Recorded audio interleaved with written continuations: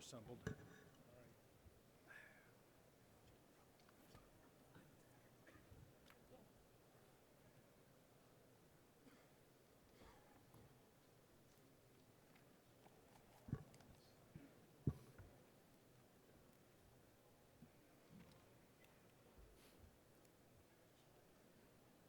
Okay, ladies and gentlemen, we'll begin in about a minute. If you'd move to your seats.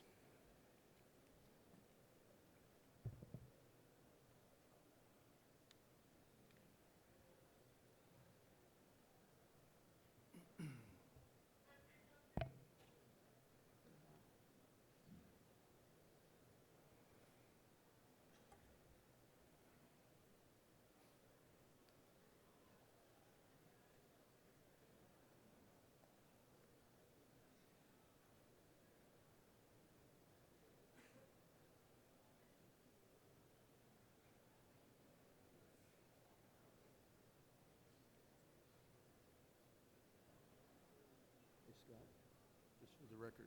Oops. Okay. Got lots of seats over on this side.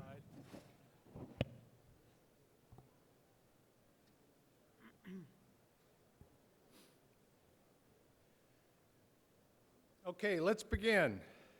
I'd like to welcome you to this afternoon's panel. My name is Bob Wood. I'm the Executive Vice President of AFCEA International, and on behalf of AFCEA International and USNI, I'd like to welcome you to this afternoon's panel, where we'll be talking about a question: are we ready to fight and win in a fully contested zone? It builds certainly on what we heard this morning from the service chiefs and their description.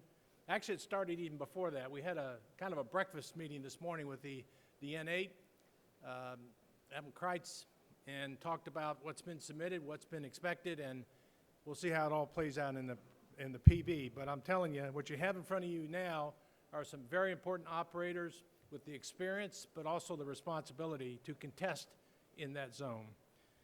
We're going to be led in this discussion by a leader you probably all know well. We have Admiral, I want to say Scott Swift, but I'll call him Not So Swift because I just think it's the best name I've ever heard. Admiral Swift certainly was, we know, as the prior commander of U.S. Pacific Fleet. I first met him when he was director of the Navy staff, and in fact, Pete Daly and myself went and visited the director of the Navy staff and talked about this event and where it fit in the dialogue important to the maritime force. Got some great guidance, good support, and really we moved out from there in a way that I think has benefited this audience and these commands in a way that's really added to the combat capability and the readiness of the maritime force. And so it's great to have Admiral Swift as our moderator. He had numerous operational assignments, attack squadron commands, carrier commands, carrier strike group commands, and commander U.S. 7th Fleet, and a variety of staff positions in education, acquisition, operations, in the Navy staff, OSD, and in PACOM, where he was commander 7th Fleet. He's a thinker on the strategic level, and we talked over lunch about some of the things we heard, this morning after the presentation with the service chiefs, and I think he's going to take this discussion in a way that I think you'll find extremely informative, beneficial, and directly on our task of answering the question, are we ready to fight and win in a fully contested zone, with a great supporting cast here to answer that question. Ladies and gentlemen, you got microphones spotted around here. Think of your questions. I can guarantee you they want to hear as much from you as you want to hear from them. Ladies and gentlemen, please welcome our panel.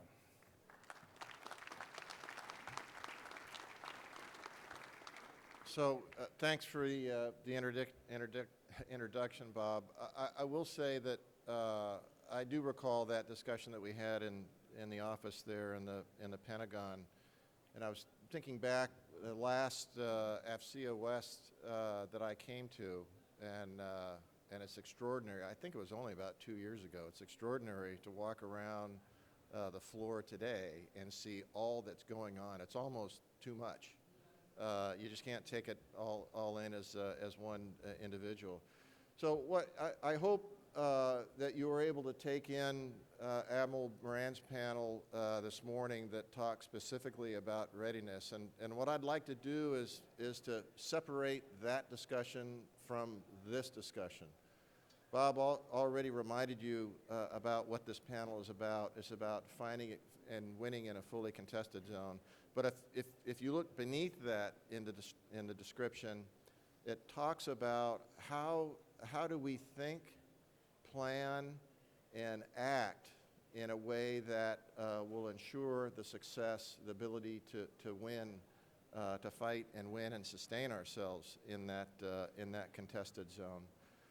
And I think the key to that, both the time that I've spent in the Navy and as the year and a half that I've been out of the Navy, the things that I've been doing, I think it's critically important that we think strategically, we plan operationally, and we act tactically.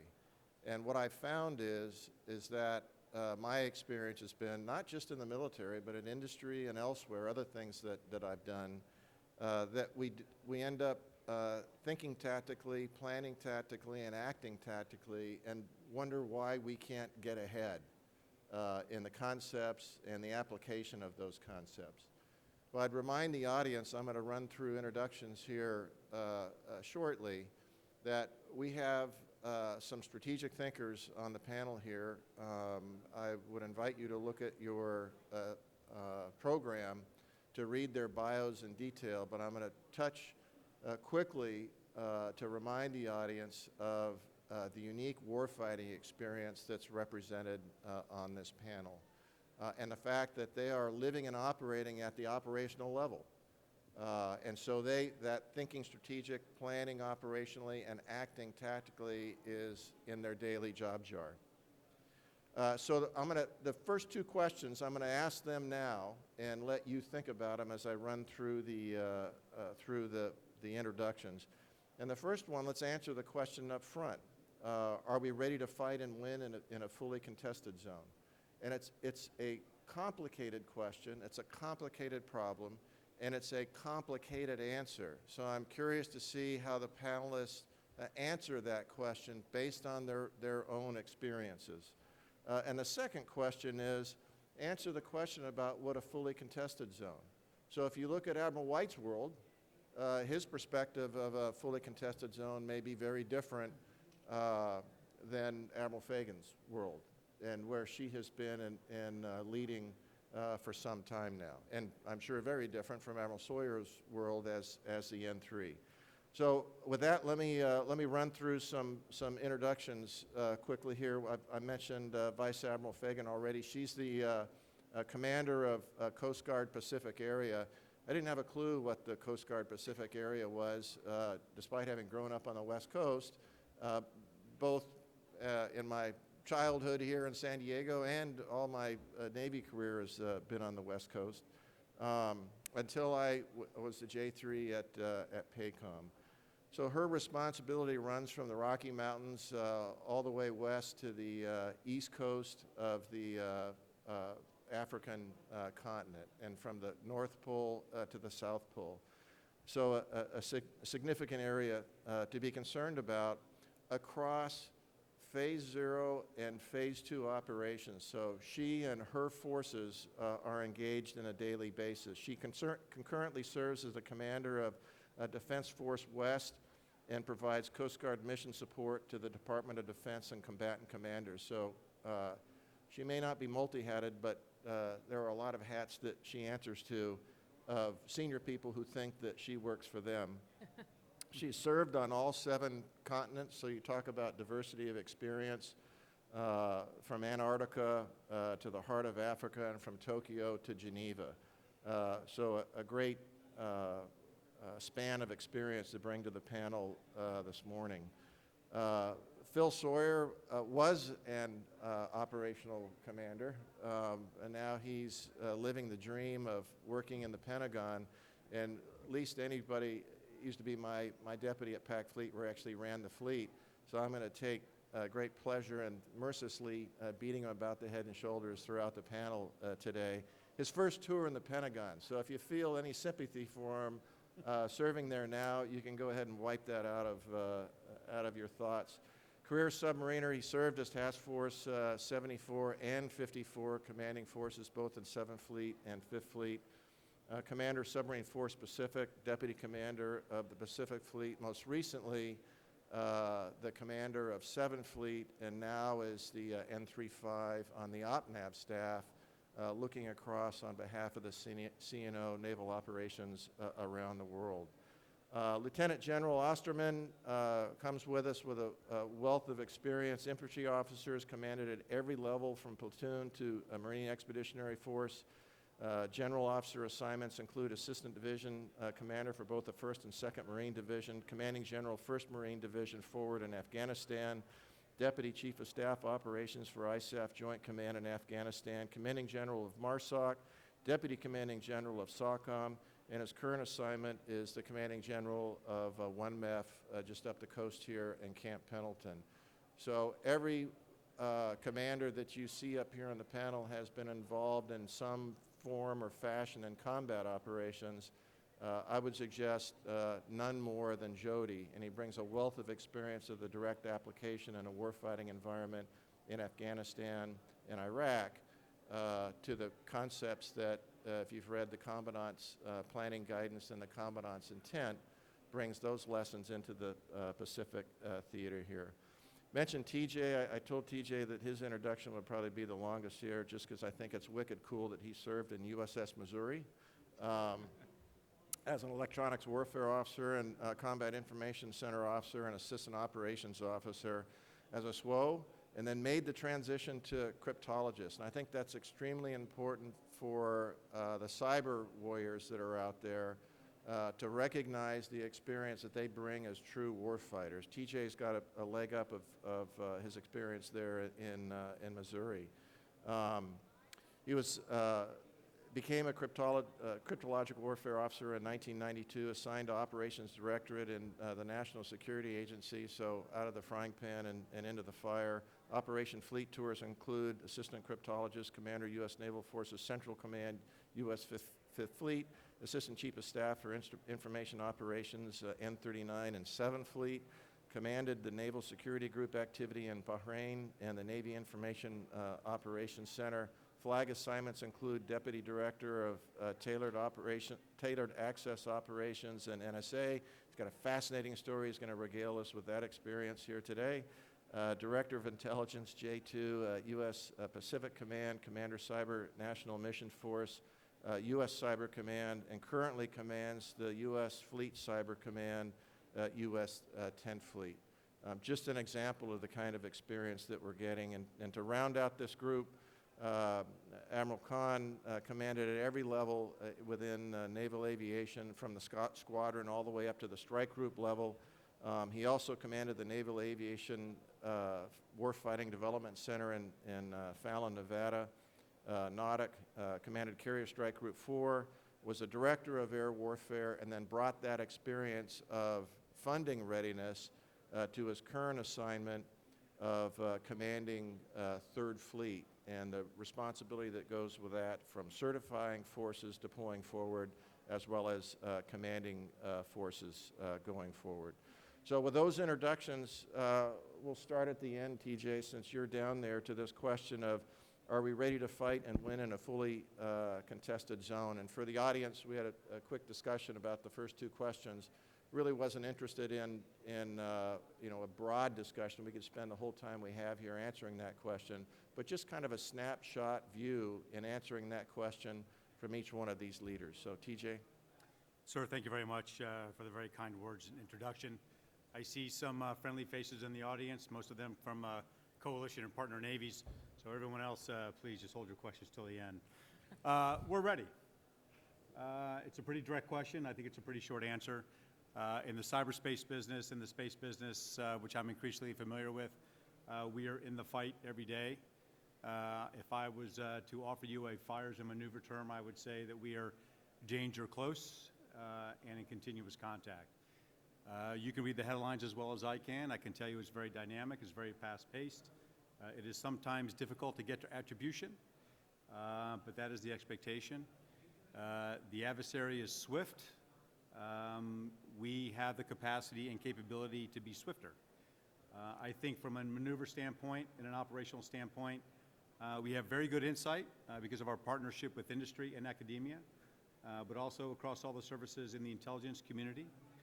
I think we are also seeing some progress on the policy front as well. I think that in the last several months, we have seen the expectation for cyber forces, for the DoD, to support and be engaged in something which we call persistent engagement out of U.S. Cyber Command, to be ready, to be present, to be forward, to be postured, to understand what the enemy and the adversary are doing to us, where they are doing it, how they are doing it, and then partnering as appropriate with all sorts of activities below the level of armed conflict to engage.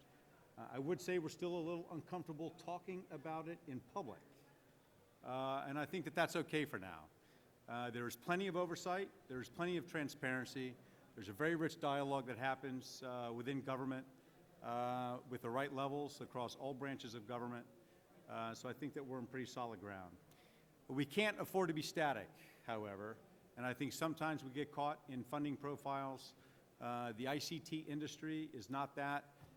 It moves faster than any other segment of the DIB, the defense industrial base. It moves faster, plausibly, than any other part of civil society because it is so open. It is an open standard, and everyone subscribes to it. So we in the department, whether it's doing joint or DoD-wide operations or in support of defense support to civil authority, we are subject to a consumer market like no one else is. So from concrete to code, we have to move fast, and that is probably where I would say if we needed to improve a thing, it could be that thing. Thanks, TJ. Linda? Thank you, Admiral. So the short answer is yes, but we need to be thinking differently and more dynamically about how our assets are being used across the theater, and in particular when it comes to force packages. And I just think about the deployments that we did this past summer with Berthoff and Stratton. We had UAS, Scan Eagle, on board Stratton, and how we blend that force package and interoperate alongside our Navy peers in a way that is dynamic and different than how the adversary is able to operate. I'd also argue we really need to continue to leverage the interagency process and the other aspects of our government that have resources to bring to bear across the fight. Partnerships, they look different in the Pacific, and there are a number of key partner nations hungry for engagement and interaction with the U.S., with the U.S. Coast Guard. We have a number of peer Coast Guards in the region with Japan, Korea, India, Malaysia, peer Coast Guards and peer navies and self-defense forces who look to partner and engage with some of the authority and expertise that we bring as a Coast Guard force. And then other partners in the region, really at most basic, are looking for just partnership and capacity to enforce and ensure their own sovereignty in their exclusive economic zones. But the short answer is yes, we're ready, but we need to be thinking differently and more dynamically about how we force package and how we position, particularly in the gray zone short of conflict. Thank you. Yeah, thanks, Linda. Satan? Short answer is yes, but I think I need to open up the aperture a little bit because the guidance from my boss, Commander of Pacific Fleet, his first priority is deter our adversaries, or as Admiral Davidson says, win without fighting. And how do I do that aspect of it? Is by certifying and generating forces, combat-capable, lethal, naval, integrated forces that operate forward. And I look at where we are readiness-wise. I'm not going to get into specifics, but I look at the work that Vice Admiral Brown has done for our surface ships, and we're leaving less and less redundancy at the pier. Ships are going out full out. When I look at the work that Vice Admiral Miller has done with the readiness of our aircraft, we're in a much better place. Now, truth be told, we should be because a lot of resources have been applied to it. But we're seeing those results in terms of combat-capable, lethal naval forces going forward. The other priority is assure our allies, partners, and friends that we stand together. If you look at the Pacific, it's a big place. from Hawaii to Manila is like flying from New York to LA and back to New York. That's a lot of sea space. And it's going to be working with our coalition, our allies, our partners and friends. They're going to play a big part in that. And it's also about we can surge all our forces, but we can't surge trust. And we have various exercises. Some are live, virtual, constructive, or synthetic, that we work with our coalition partners so that we understand each other. We understand the capability they can bring to bear, and we're generating that trust out of every one of them. And the last one is if called upon, fight and win. That's what the American people expect us to do as part of the joint force. You know, I look back to my days at Nautic and some of the training environments that we were able to create there, simulation environments where you had young, trained, disciplined surface warfare officers talking with young, trained, disciplined naval aviators. You put those people in the right environment that's at a high-end level, and they start having conversations that I never had as a junior officer. I'm a firm believer from young minds come fresh ideas, and when you take those young, trained, disciplined warriors, you put them in that environment, they come up with ideas men and women over 40 aren't going to think of. And we're about 5-6 years into this. So from a fight and win perspective at the tactical level, we are much better than we used to be. Room to grow, more work to do, but we got some fantastic lieutenants and JGs out there that are doing some good work. I think from a, getting back to the Pacific, and that geography matters in a fully contested environment. We'll get into the definition here shortly, but I guess my view would be when in a multi-domain environment where ordnance is coming from us in a multi-domain manner, and potentially ordnance coming at us from a multi-domain perspective, that would be my definition of a contested environment. Perspective sometimes is where you sit or where you've sat. But to answer the question, yes, we are ready to fight and win tonight. Thanks, Satan. Phil? Yeah, thanks. I do think the very short answer to this is yes, we are ready to fight and win. And as the other speakers have kind of articulated, it's manning, training, equipping, and our concepts for how we'll go to how we will go to fight. The important part, and again, it's been alluded to, is there's a temporal aspect to this. We are ready now, but the other guys are continuing to try to erode away at our advantage. And it's imperative on us and actually many of the folks out there that we continually stay ahead of that, both qualitatively and to as much as possible a quantitative standpoint. And so the CNO put out in his Frago his three main tenets of warfighting, warfighters, and future fleet. And I think if you look at all three of those and take them in totality, it shows that we are on the right path in support of the National Defense Strategy, and it shows all the pieces and parts that are required to make sure that we're following the North Star, the goalpost that is the National Defense Strategy, and we stay ahead. The last part that I would add, and it's part of the warfighters aspect of it, is the part about making sure that our people not only are taken care of, critically important to the commanders, but also are absolutely best prepared to go do whatever it is our nation's going to ask us to do.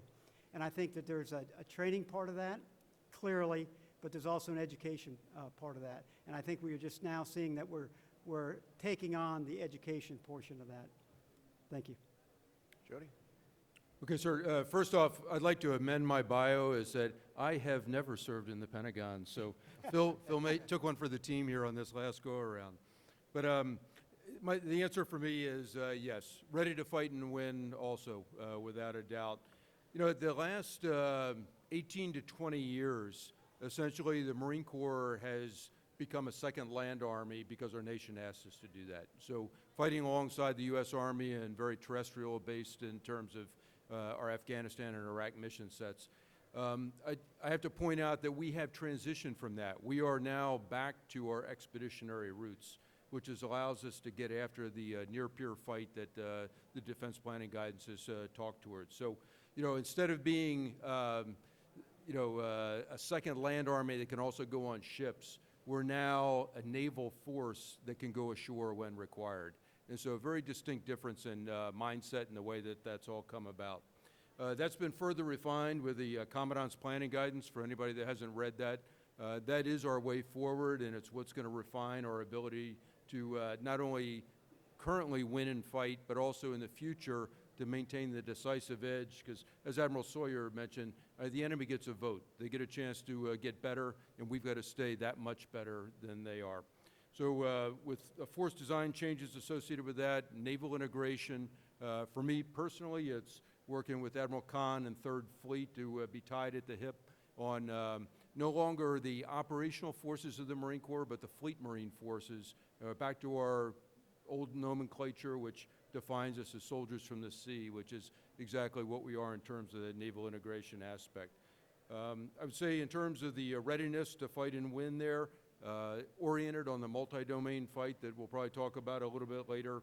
And most importantly, as an expeditionary force, being able to fight and win inside the enemy's weapon engagement zone. So we fully expect to be within the range of those weapons that the enemy may bring to bear, but being able to be that contact layer in order to allow the surge activity that's required, but long and short of it is to win that complex fight. So back to being our crisis response expeditionary force that's capable of responding immediately against the nation's adversaries. So a couple thoughts run through my mind. One is to Jody's point of Fleet Marine Force. I was fortunate enough when I was at the PAC Fleet Commander to serve with some pretty incredible leaders. Bob Brown with Army Pacific, Shags O'Shaughnessy, Air Force Pacific, and General Berger as MAR 4PAC. And we came up with a concept between the two of us of doing combined commanders conferences. And so he brought in the 1 MEF and the 3 MEF commander and the other principals, and he would do a MAR 4PAC commanders conference, and we would plan it to be adjacent to the PAC Fleet commanders conference. And then we would, depending on the agenda, we'd do a day or a day and a half together, and we would host it in my spaces, what was my spaces at PAC Fleet. And as good hosts, you have the name tents. You know, that's the critical thing. I mean, your team's doing a great job here and making sure that we have all this right. So I had MAR 4PAC, and those damn Marines, you know, especially when there's Navy in the room, they go off on their own. They've got their own plan. And wouldn't you know that General Berger would bring his own name tent? And there it was, General Berger, FMF PAC, to send a message to all those Marine commanders that reported to him that this was a naval force that we needed to bring together. And then listening this morning, once again, to General Berger mentioned that this was a temporal question, as you mentioned, Phil, that it's not just counting numbers, it's not just beans and bullets, it's the experience that we have as warfighters and the fact that we can delegate authority. And then I was struck by CNO's comments along that same context. So I think we're very blessed with the leaders that we have today, that the opportunity has presented itself, and you're seeing an aligning within the force that's backed up by budget and is reflected in the comments that were made here. Satan, you addressed the question already. I'll start with you, and then I'll run down to TJ and come back about what exactly is this contested zone? You answered it already. Anything else to add to that, or move off to TJ? Well, I think we all have to, particularly, and TJ, maybe you'll get it after this, electrons know no borders. And potential cyber effects leaving ships at pier, where they can't even get into the fight.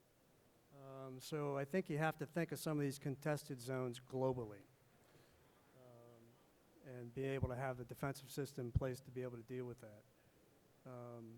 The only other thing that I would add, you know, I kind of talked at the tactical level with our various warfighting development centers. It's more than Nautic and Schmidic. There's the Undersea Warfighting Development Center. There's the Information Warfighting Development Center.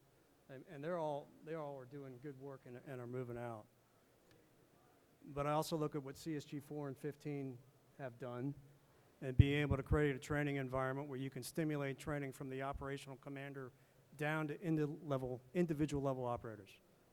And I think that's very important in a contested environment, particularly in the way we're going to operate, integrated and in some cases interdependent. That you see something in training before you see it in combat. Because if you do not, you're going to pause or guess. And that's not the outcome we're looking for. So I'll stop there, sir. Yeah, thanks, Satan. So TJ, to Admiral Conn's comment, to riff off that a little bit, the importance of all domain fires, inbound and outbound.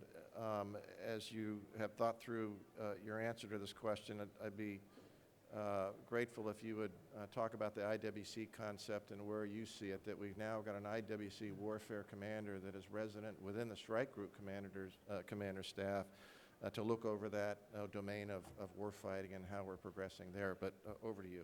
Yes, sir. Happy to do that. And begging your indulgence, I'll probably give some preparatory remarks and then close with the IWC at the end as sort of the capstone argument. So in the space that I occupy daily, space, the high ground, cyberspace, the everywhere ground, I would say that that's kind of the fastest fight. There's something that seems a little ephemeral about that. Satan and the other number of fleet commanders, the Integrated Maritime Force, which is 1st MEF, 3rd MEF in the Pacific, they require that we connect and bind the fleet so that they can do effective sustainment, that they can do effective and safe maneuver, that they can do that with confidence from underneath or outside the enemy's time zone or decision space and sensor grid. So that's the fight that we are in and day out. We don't have the luxury to fight tonight. We think we're in it today, so we have a lot to learn. It seems to be a little transient, and I think that's part of the struggle we have, which points then to the establishment of the Information Warfare Commander float. So we've had great success at the strike group level. One of the 4 warfare commanders reporting directly to the strike group commander. And I think that that's a program now in its 4th year, post Major Command 06s across the Navy's information warfare community. They bring with them 24 to 26 years of experience in not only every facet of information warfare in the Navy, but because a lot of them by that juncture will have been fully joint qualified. They're bringing a lot of experience with the joint force, which then gives them some pretty experienced aperture in the all-domain fight. So it really is about how do you prepare and integrate with the strike group and the OFRP, and then how do you as a commander understand sometimes you are supported, sometimes, well, you're always supporting, sometimes you're supported, and then how do you enable the strike group commander as part of DMO to carry their fight as they see fit. I think we do understand that space, that's a large gravity well to get there and to be effective. And it's going to typically take nation states, not just to get there for things like communications, industry is very good at that, but to achieve effects in space, you're likely talking nation states that are in the wherewithal of doing that. So we need to understand what they're capable of. The Information Warfare Commander is to enable the strike group commander to do maneuver as he sees fit for his fight, exercising mission command with the O-plan that carries forward from the number fleet, the maritime component, and the joint force commander. Thanks, TJ.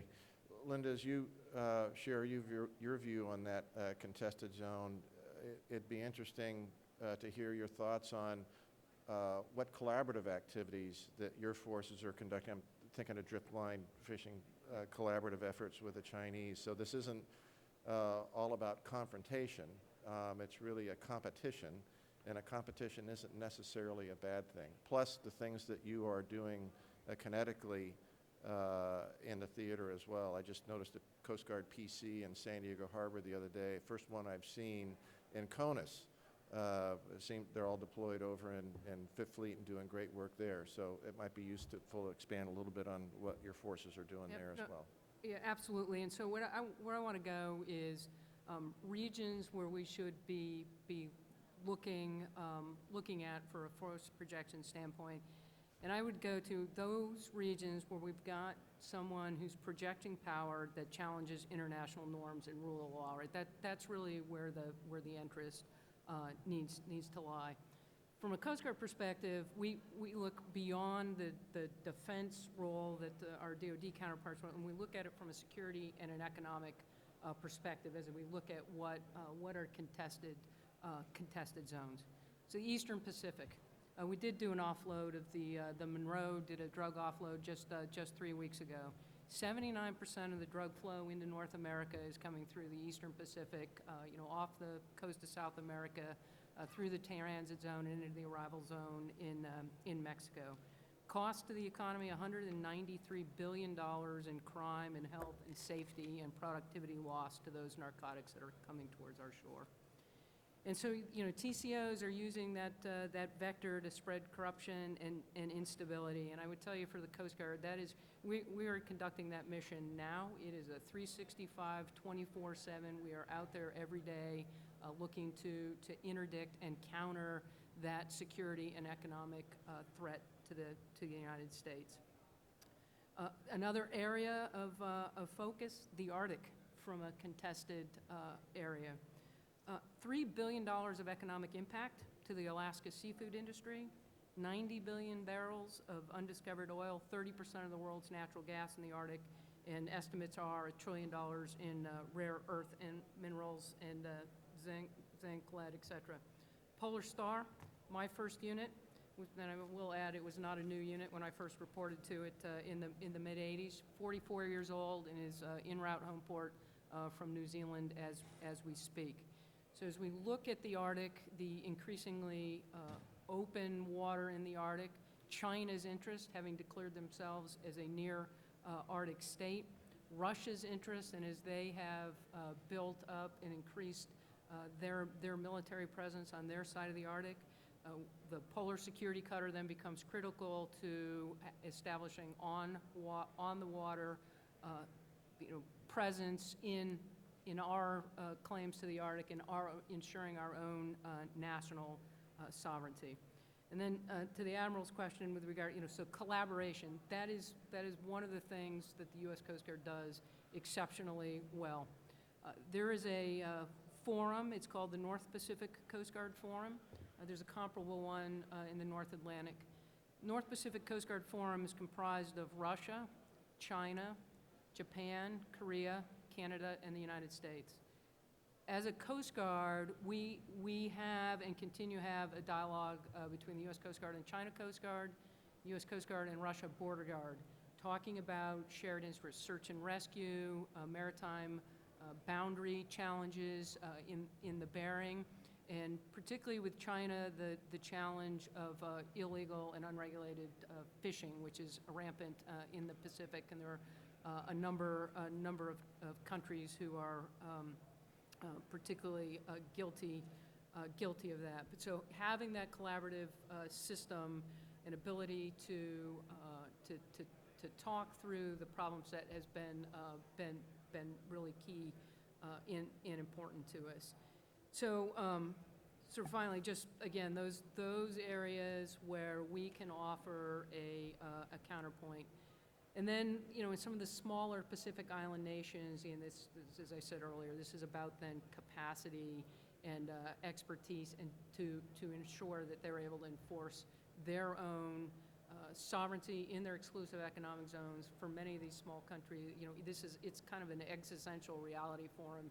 The fish stocks and fish proteins really provide security for each of these nations.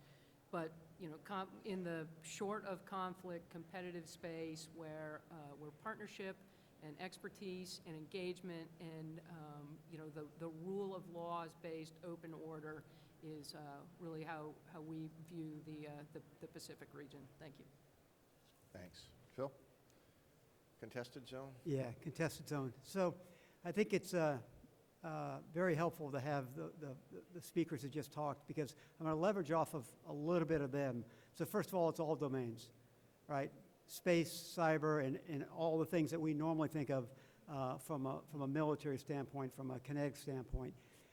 But the other interesting part, I think, is that there are different phases of the conflict, if you will, that's going on in all these different domains at the same time. As Linda just mentioned, if you're a Pacific Island nation, out there. Security is number one. Your fishing stocks, your proteins, hugely important. And you think you're in something what we would term greater than phase zero, so phase 0 plus. We might not see it that way, but that's the important part about the way I think what fully contested means, and that is all domains, different phases in different areas.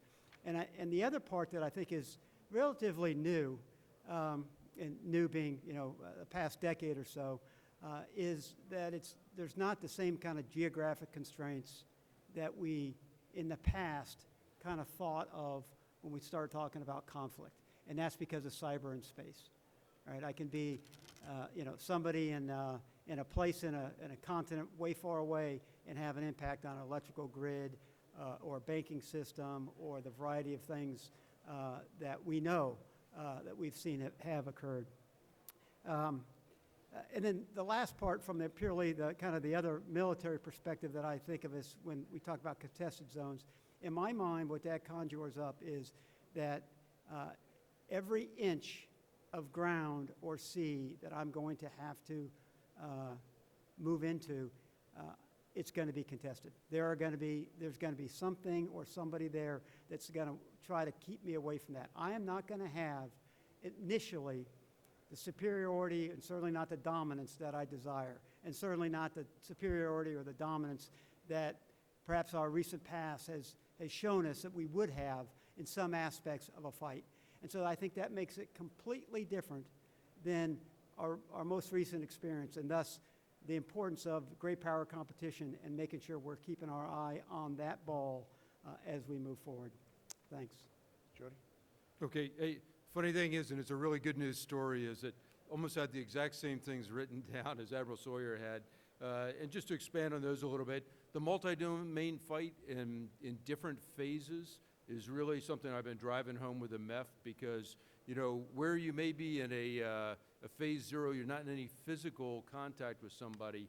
I mean, and even today, we're in phase 3 with some of our adversaries in the cyber domain. I mean, we're duking it out every single day. So it's one of those things of trying to get, in my case, the Marines to understand they can be in different places in different domains all at the same time. And that really is kind of a change in the way that we've been thinking. And to the point about the global aspect, if you look at the defense planning guidance and the 2+3 aspect of it, long and short of it is if we get into a conflict type situation associated with Russia or China, you're liable to have somebody else there that's going to try and be an opportunist on the backside of that. So as a Marine Corps, we're looking at not only having conflict, but then also simultaneous competition elsewhere as somebody tries to take advantage of that. To the point about kind of a supremacy, superiority aspect of it, as Admiral Sawyer touched on, I really sincerely believe with our near-peer adversaries, they'll have roughly the same capacity, roughly the same capability, roughly the same lethality as we will. So the only thing that we're going to have as a decisive advantage is going to be that ability to get inside the OODA loop, and this was mentioned in an earlier briefing as well, but how quickly we can get through that decision-making cycle, because it feeds into that temporal nature of what this contested zone is all about. And frankly, you got to be acting quicker and be more capable in working in that environment to achieve superiority when you need it, because again, as mentioned, we won't have supremacy like we've had for most of the history of our nation, frankly. So a couple of thoughts as I've been listening to the panelists, and I think Admiral Conn mentioned this, that it's important to think globally.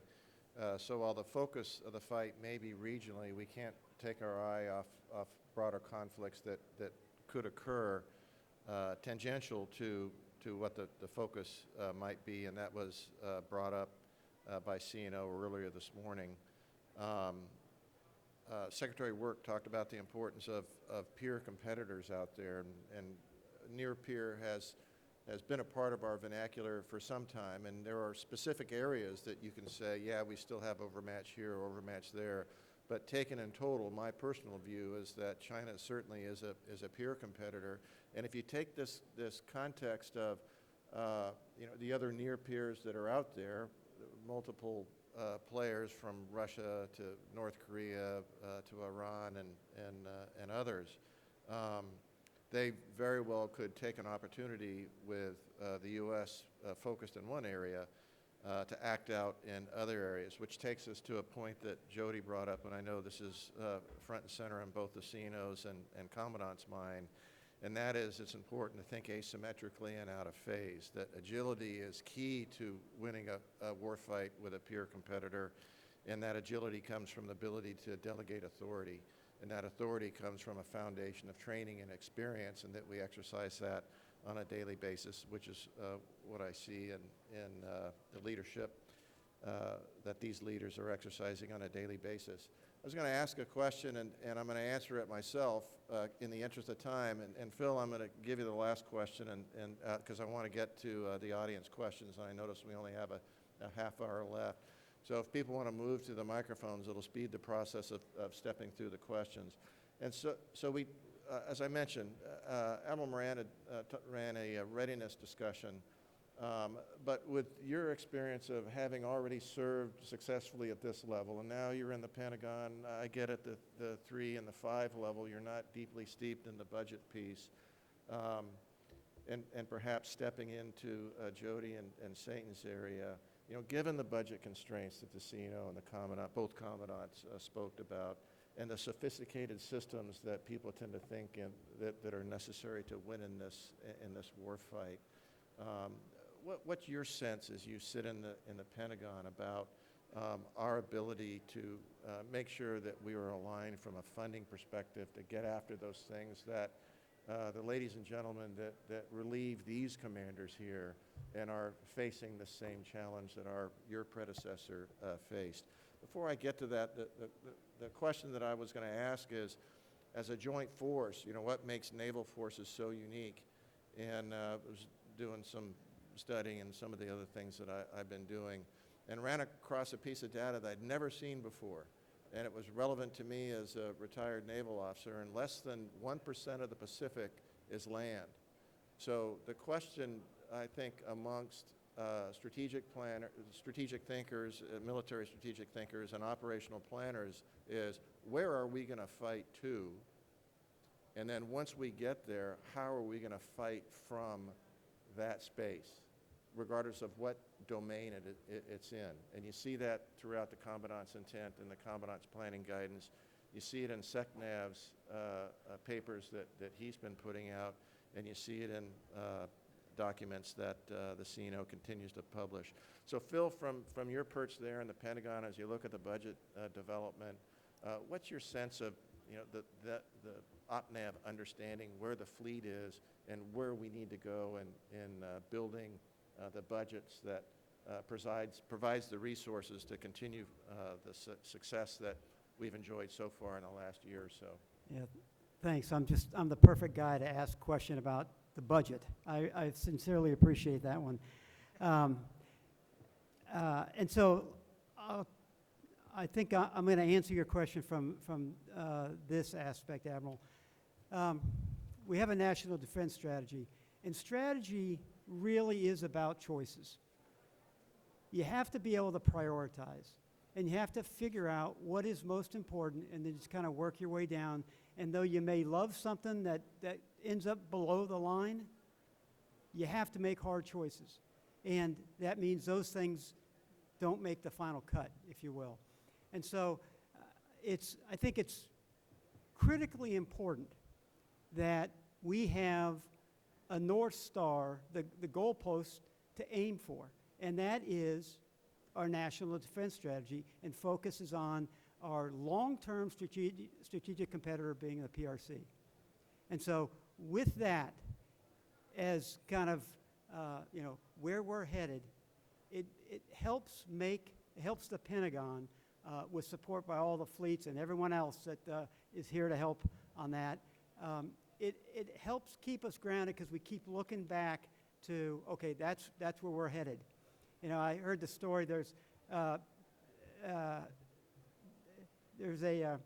a plane that's flying and it gets a thunderstorm, right? And so the pilot diverts. Okay, well, the thunderstorm makes you divert for a short period of time, and then you get back on your course. So the world gets a vote, right? Things occur that may draw our attention away for a period of time, but once that thunderstorm's gone by, you got to get back on the course. And so strategy requires choices, and I feel very confident, knowing what I do know in the short period of time I've been in the Pentagon, that the teams there, and it is a naval team. It's the Marine Corps and the Navy are taking hard looks at across the board of what we need for the future fleet, and are providing the right amount of resources to that. Now, there's always room for more, right? We never have enough, but that said, given what we've got, we are making very, very tough choices, and I think in the right direction. Thanks for that, Phil. All right, let's get to questions. If someone has a question, have some courage and step up to the mic. And I would just remind, we've got a wealth of diverse experience up here in the panelists. So fire away. Yes, sir. I'd be interested in the panel's views, if you look in your crystal ball, say 10 years out, of the roles of new or extrapolations of existing technologies in how they will affect how we contest those contested spaces. Thinking about things like artificial intelligence, unmanned vehicles, hypersonic missiles, directed energy weapons, things that are today technologically and scientifically on the horizon, but not yet really deployed. Do you see any of those making significant change 10 years out about how we do business? Anyone want to jump on that? Sure, Jody? I'll jump on that.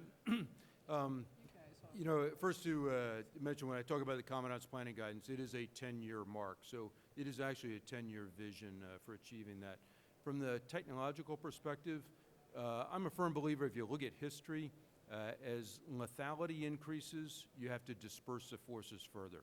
You know, think of Civil War, you know, line battle, and it runs up against a machine gun in World War I, and if you don't disperse, you're going to have incredible losses. So we're in that mode right now, and so I think to the lethality of the weapon systems, we'll find it even more and more of a dispersed force out there, which challenge our command and control, our survivability, our offensive capability, et cetera. I think the one constant is the individual Marine or sailor that's out there, and so probably see a requirement in the multi-domain aspect of having to invest more and more into that individual. And I think from an AI perspective, machine learning perspective, when you think about what I just talked about in terms of the decision cycle really coming down to being the deciding factor associated with, common capability, capacity, and lethality, decision cycle being it, that AI and machine learning will play very, very heavily into that. So I think that's kind of where I would see that. The only adjunct I put on there is manned and unmanned teaming. If I can get an unmanned aircraft to turn a 21G turn to take down somebody off of the rear end, then all the better. But how do you get those manned and unmanned teaming situations where you can take them to advantage? Just a couple things. One, I think we need to continue to look at resourcing levels for our maritime operations centers. We're going to fight the high-end fight at the fleet level. And the Maritime Operations Center is the weapon system that the fleet commander uses to drive down actions down through the numbered fleets and into the individual tactical units, task groups. Anything that, whether it's called the OODA loop, that can speed quicker decisions and more lethal actions, I'm all in. Anything that can provide overmatch. Overmatch that can drive simplicity down to the tactical level, I'm all in. Because I think the more complex you get tactics that you have, the more difficult they are to pull off in the fog of war, particularly in a highly contested environment. I'm not going to get into specific what those type of overmatch capabilities are. Generally, I'd say better headlights. I want to see further. All right, and as far as I can see, I want to shoot something. And once I make the decision and shoot it and pull the trigger or push the bottom, I want it dead now. Or hit now. So I think the speed matters. And when I think from a tactical CSG perspective, I think about operational reach. How far can I get away to be able to use maneuver on my terms to be able to put my capabilities in someone else's backyard. So that's where my mind is right now. TJ? Just a couple of thoughts on that. I think artificial intelligence, for the last 30 years, it's always been 10 years away. I don't know if it's going to be here 10 years from now, but it's going to be a lot closer. I don't think it's going to be necessarily fully instantiated yet in the way that we imagine it. I do think augmented human decision-making with some sort of compute and analytic engine underpinning that is likely to be here in ways that we don't fully anticipate. And we ought to get ahead of that and thinking about, in the context of a more dispersed force, and Satan, with some of your requirements to have better headlights, to have better lethal decisions, how we're going to empower a force which might have to operate in a disconnected fashion or in isolation so that they can do the best decision-making possible. I think some of the leaders up here have talked about the value of young Marines and young sailors. They will come, I believe, with an ability to deal with ambiguity with a little bit more comfort than we do because of their access to data and the way that they will assimilate that than I am currently able to do in my advanced decision-making. So how we will empower them and be comfortable as leaders in giving them clarity and also having some confidence with a little less control, not less command in the context of mission command, but a little less control, and that'll be uncomfortable space for leaders and decision makers to be in. One of my good colleagues, Steve Perot, recently introduced me to a term which he used called the lethality boundary, and that's just basically where we as leaders will think we will be with unmanned autonomous systems, not just sensor platforms, but also armed, and where we will insist as society and as professional warfighters that the human decision maker is in the loop. And we probably could spend a little bit of time thinking more and more about that. And then last, not to go on too long, we do not currently have a good vision of just how much bandwidth we will require to do autonomous over the leading edge warfighting. It's going to require a hell of a lot and a lot more than we're thinking about now. Bob? Well, while Bob's stepping up to the mic, what I would just offer a word of caution on technology is that as I've thought more and more about this, I see technology as an enabler, not as a solution. And invariably, when people bring technology into a dialogue with me, it usually has tactical implications. And my first thought is, how does this help my operational planning, and how do I think strategically about the application of this technology? So as you've heard these commanders discuss, oftentimes it's a horizontal discussion, and I think it's really important to turn it into a vertical discussion about all domains and at the strategic, operational, and tactical level. But Bob? Perfect segue, sir. I wanted to talk about space, the contested domain of space, and I know that isn't necessarily the component that we see up here, but it's a requirement in that overmatch, it's a requirement in seeing over the horizon, it's a requirement in the operational agility of the maritime force. And I think of the Coast Guard, looking from where you go, it's got to be something you worry about or think about. So it is contested. It went away today. Just heard it's all gone. We don't dominate there anymore. What does it mean to really lose dominance in space? What do you think about when you add space into your worries? So the space world is moving fast. We actually have a space commander up here. TJ, you want to talk a little bit about where we are in Yes, that sir. domain from a Navy perspective, and if you want to expand and to join as well. So as the naval component to U.S. Space Command, the nation's newest combatant command, I can tell you I am increasingly impressed with what they can do in space, a lot of which I wasn't really aware of. The Navy role in that is largely as operate some buses that are on orbit to provide bandwidth and communications capability to not only the Navy Maritime Force, but also the Joint Force. But as we become better integrated with the role in space and with what General Raymond is doing, it is impressive with what U.S. capabilities are and Allied capabilities are. Again, the full spectrum of capabilities, which you have to be pretty careful in talking about that.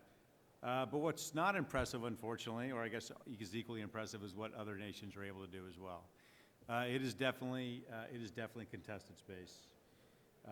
So we are thinking hard about what a new combatant command means, what a new uniform service means, what the demand for us will be. We have a professional space cadre in the U.S. Navy. We probably will need to strengthen that and make it more resilient. I would be loath to lose those billets and bodies and capabilities to another service, but it is yet as undecided. I do think, though, sir, in a distributed force for distributed maritime operations to deliver what Satan requires for the strike group level, it is going to begin in space, and it's going to be first mover advantage is going to be key. Thanks, TJ. Any, Wes? Good afternoon, Lieutenant Commander Andrew Poulin here in San Diego. My question, I'd like to dig a little bit deeper in the role of allies and partners. I wonder if you could speak to which allies and partners you see as critical to the fight, and more importantly, what steps are we taking to kind of ensure that high level of interoperability? So I'll go ahead and start. This year is a RIMPAC year, Rim of the Pacific exercise. We have up to 29 partner nations participating. 1971, there were 3. We have 29 partner nations ready to participate this summer. That's over 40 ships, over 200 aircraft, about 25,000 people. That falls in my operating together, building relationships, generating trust with, and they're all in the Pacific region, but some of them are from Chile. And various nations across the Pacific. I just came back from New Zealand 2 weeks ago where we had the Commanders Conference. And we had over 100 people in New Zealand, which is a pretty cool place if you can get there, on a 12-hour flight from San Francisco to Auckland, which speaks to the geography of this Pacific. But we have exercises going on all the time. But I just serve RIMPAC as one that's probably the most robust in the Pacific from my vantage point. Linda? So, agree completely. You know, RIMPAC, something we as the U.S. Coast Guard participate in. I mentioned a number of the key nations in the region where they've got sort of. So for many countries, right, they may call it a navy, but they actually they're functioning and their authorities are more comparable to the U.S. Coast Guard. But a number of key peer partners in the region: Japan, Korea, India, a number of others.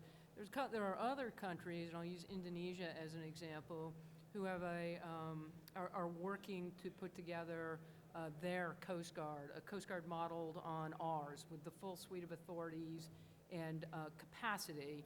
And we we've Coast Guard members in and out of Indonesia regularly to help the Indonesians build that capacity. But I'd point to another example where the partnership really becomes kind of comes to fruition. We have 11, soon to be 13 bilaterals with a number of countries in the region in the realm of these fisheries shipwright agreements. So Cook Islands, Kiribati, RMI, FSM, Nauru, Palau, Samoa. Another example of the kind of regular, sort of repeatable, predictable partnership and engagement that provides value to countries.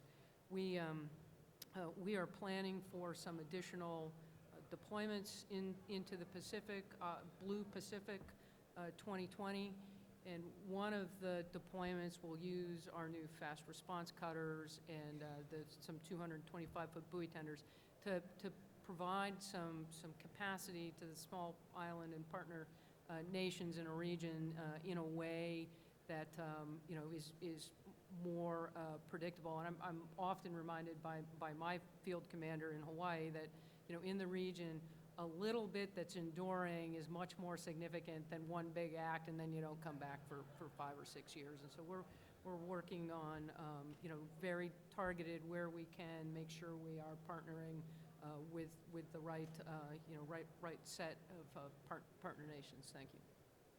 So Phil, from the 7th Fleet perspective, PAC Fleet perspective, and now wearing the N5 hat at OPNAV as well. Yeah, so, and I'll make this somewhat generic, but allies for us are indispensable, right? We're not going to war, we're not going to conflict without allies. We haven't done it in the past, we're not going to do it in the future. Every ally or partner brings something different to us. Some bring us capacity, some bring us capability, some who may just go to RIMPAC and exercise bring us planners. All that matters. All of it's important, right? You stitch together the whole cloth to become as potent and as lethal as you possibly can.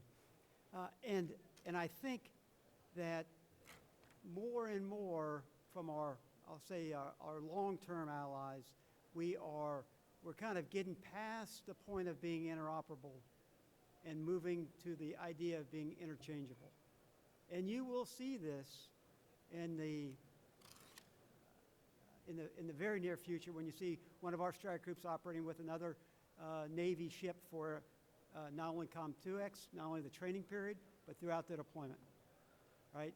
So interoperable, in my mind, that's now, do I have the right communication gear that talks to the other communication gear, and do I have the same pubs and crypto and all that stuff? But interchangeable is really where we want to get. And we are on that path to get there with many of our allies. Yes, sir. Retired Sergeant Major, I'd like to talk about the 9-dash line.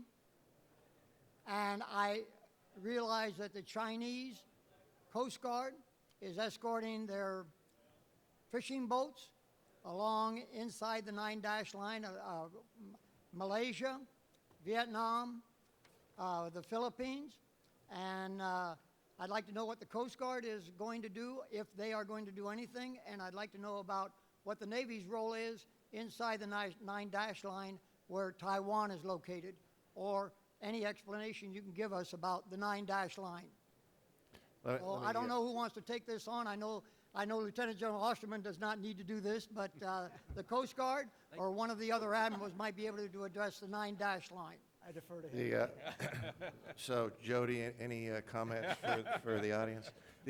What I'd like to do is recognize, first of all, that the leaders up here aren't going to make a decision about what they do with respect to China. I But totally understand that. Let me ask the panelists to answer the question in this way, and Linda, I would ask you to go first. First of all, with your extensive background of understanding the law of the sea and kind of the deterrence things that you do with building relationships with those nations whose sovereignty is being imposed upon, and what you do in representing their interest in your actions at the tactical level, and as well as the Commandant's has made public comments. My most recent experience are comments that he made in Malaysia about the Air Force operating more in the South China Sea Pacifically. That might be useful.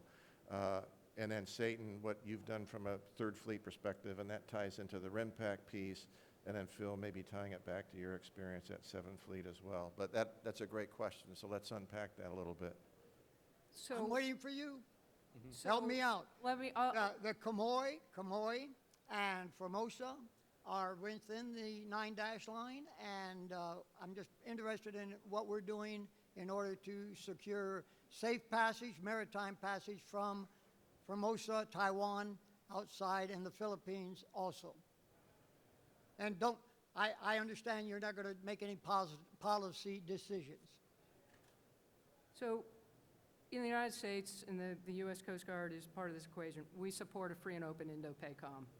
So any activity or partnership that helps secure that peace and security in the region, a rules-based, international orders-based structure in the Pacific is the desire. I'm going to use. I spoke about Indonesia and their Coast Guard that they're establishing, Bakamla, and recently, if I can find this on YouTube, The Indonesians acted to protect their own EEZ off of the Natuna Islands, where the Chinese fishing fleet had made a major incursion into their EEZ. So there's an example. Coast Guard partnering with the Indonesian Coast Guard. This has been a many years effort, and now that Coast Guard in a position to act to enforce their own sovereignty and EEZ. So rules-based order, free and open Indo-PACOM, encounters at sea that are consistent with how professional maritime forces act and interact with behavior. That was certainly, as Berthoff and Stratton were over in the region, that was exactly how we were conducting ourselves and in interacting with the Chinese Coast Guard. And I think I'll stop there. Thanks, Linda. Satan, any thoughts from your perspective? Well, 90% of the world trade travels on the oceans. And whether you look through the Straits of Malacca into the South China Sea, up through the Luzon Straits, or the goods and services leaving out of Japan that goes from Seattle all the way down to San Diego, the building of those islands and the militarization of those islands is a means to threaten that. And it serves one country and one country alone, and that's China. And it is not in accordance with the international rules-based order. That is international water. We have every right and every intent on a place and time of our choosing to operate in there. I was just interested in what's taking place. Thank you very much. Okay. Admiral Hey, Sawyer? wait, Thank you for the question. I want one more bite at the apple here. Admiral Sawyer certainly has a lot of direct experience with it, but in his N3 job, I believe part of your portfolio is still interacting with State Department in the law of the sea and engagements that they do there. So any insights would be useful. Yeah, and actually, they have covered the target pretty well. And the key, I think, when you talk about the 9-dash line, that's not an internationally recognized demarcation of anything. That is agree. international water. Yeah. And not only us, but all the countries in the area travel that as international water. Thank you. And to be clear, my Chinese friends haven't defined exactly what the 9-dash lines are, so I'm not sure that we can fully answer the question. I see Bob starting to move here. Alex, did you want to ask a question? Thanks very much. If I may. Ma'am says, thank you very much. A really impressive collection of heavy metal is in front of us. So Alex, tell us a little bit about what you used to do before you became a male model. Yeah. So I was Rear Admiral Alex Burton. I was Commander Maritime Forces in the Royal Navy until a couple of years ago. I now work for Rebellion Defense, a UK-US software company. Very impressive heavy metal. I just want to draw upon a couple of points that several of you have made over the last couple of minutes. So electrons hold no boundaries. It's a global defense. It's very difficult and challenging to get attribution. And what I want to try and work out is how, within that sort of below conflict, competitive, grey zone, lower threshold, we attempt to regain deterrence within those boundaries that you described. Thank you. Jody? Take a shot at it. You know, to me, I think the gray zone fight, if you will, or that area below the level of conflict is one of those things that is kind of interesting, because when you look at the domains that are associated with that, there aren't any red lines, you know, at least none that are firmly established. So it's not invading sovereign territory. It's not, you know, anything like that. So to me, the deterrent value and what I've been driving inside the MEF from a Marine perspective is we've got to be so good at the gray zone fight that it forces the enemy to up the ante to where if they continue on, they don't know if they're going to trip a red line or not. And that's not where they want to go when they're in the gray zone. So we've got to be able to avoid being flailed around in the gray zone and be so good at it that the adversary is on his heels. And now I've introduced ambiguity about whether or not if he takes it any further or he parries any further, that in fact he's going to trip a red line that goes into conflict. Thanks for that, Alex. Do you have a question? How does the Chinese Coast Guard's function as an extension of the PLA Navy affect how we cooperate with them and allied navies and maritime law enforcement in the Pacific? So, is that directed to someone on specifically? on the- Primarily Admiral Fagan, but anyone is free to answer. So, Because- so Sorry. we interact with China Coast Guard to Coast Guard, and, you know, there is, with regard to, you know, the Chinese militia, there is gray area there, and I think CNO did CNO make a direct statement with regard to? About, So China Coast Guard, we interact with them as a Coast Guard, again, rules-based order, you know, expect the kinds of professional engagement that maritime forces on the water would have as they interact with each other, and that's, as we encountered them in the deployment last summer, that's how we interacted. do you have a question, Shortney? Yeah, all right. All right. All right. So Bob is here with the hook. First of all, let me thank the audience for the insightful questions, especially the young Marine out there. I'm not getting any younger, and I realize that day by day, and I got to amp my game up a little bit, mentally and physically, based on the presentation of that question. So thank you, sir. And then to the panelists here, we are in a good place. I purposely wanted to frame the first two questions in that context, and there's a lot of people that tend to count beans and use that math process to say, okay, where are we? Counting ships and sailors and the rest of it, and comparing to some of these near and peer competitors that are out there. And I didn't see it as the PAC Fleet Commander when I was there, because I had great people that worked for me, like Admiral Sawyer, and I don't see it represented by anybody here on this panel. They're leaning forward, leading forward with young Marines and sailors and Coast Guardsmen that are doing a fantastic service for this nation. So if you join me in a round of applause for these leaders up here, thanks very much. Well, it's my pleasure to thank this panel on behalf of USNI, AFCEA International, and to the young Marine, as you referred to him. Good to see you again with a question yet again. Every year, it kind of makes it a regular thing, and thank you very much for being here with us. And all of you as well, thank you for being with us. I think, as you heard Admiral Swift say, you know, think strategically, plan operationally, and execute tactically. Set the stage, and you heard up here some great experience, great insight, caution, optimism up front, and really practical reality throughout. So really a great panel, and I think you were privileged to be here. Hope you gained something from it. Hope you gained something from the rest of this event. Once again, let's thank our panel. And I would like to as well provide a gift. It's called Maritime Strategy, a brief guide, written by most of these ladies and gentlemen up here. It's got an AFCEA bookmark, importantly so. I will make the presentation. I will welcome you to the reception, which is about ready to execute on the floor. Thank you very much for being here. We'll see you here next year. Thank you.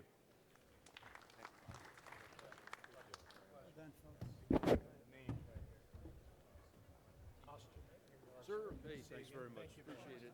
It's great.